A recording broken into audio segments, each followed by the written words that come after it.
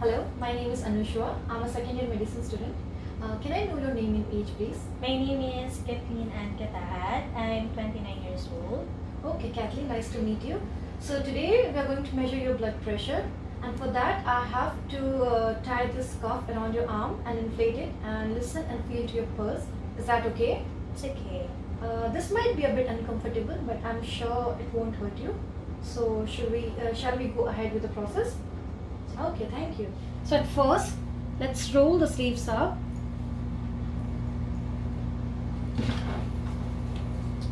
And now I'm going to attach the cuff on the patient's arm, and as you can see here, there are two arrows indicating towards the direction of the brachial artery, and since it's the left arm, so I have to make sure that this arrow is aligned with the brachial artery over this arm. Also have to ensure that the cuff is of appropriate size for the patient. We need to place the cuff 2 inches above the bend of the arm, and then we can slide 2 fingers inside just to check if it's too loose or too tight. Here we can feel the brachial artery, and now it's all set. I'm going to estimate the approximate systolic blood pressure, and for that I'm going to palpate the radial pulse over here.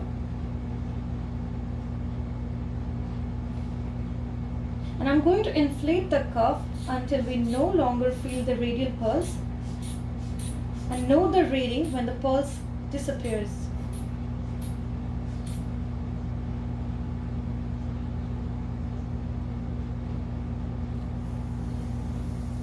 So here in this case it was 110 where the pulse disappeared. So we can say the 110 is the approximate systolic blood pressure.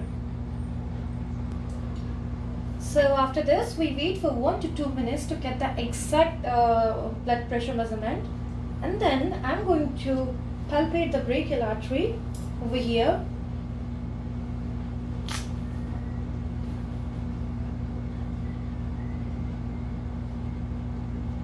And then I'm going to place my stethoscope over the brachial artery.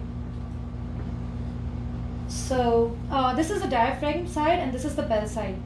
Even though I'm going to use the diaphragm side to place it over the brachial artery, the bell side is actually used, it's best in picking up low pitch sounds.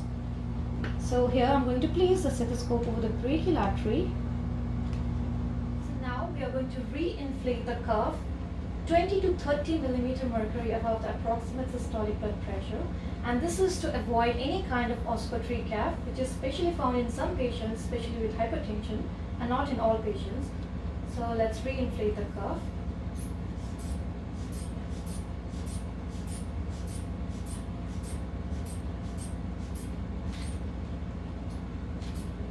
And now we will let it fall at about 2 millimeter mercury per second, and listen for the first cough sound. Note the BP, which will be then our systolic blood pressure, and here it is 110. Now we have to see the point where the pulsatile noise disappears, which is 80 here, and that is our diastolic blood pressure. So in this case our BP is 100 over 80. So the point at which the sound disappears is referred to as the fifth cough sound. And after the completion of the process, we need to deflate the cuff completely and then remove the scar from the patient's head.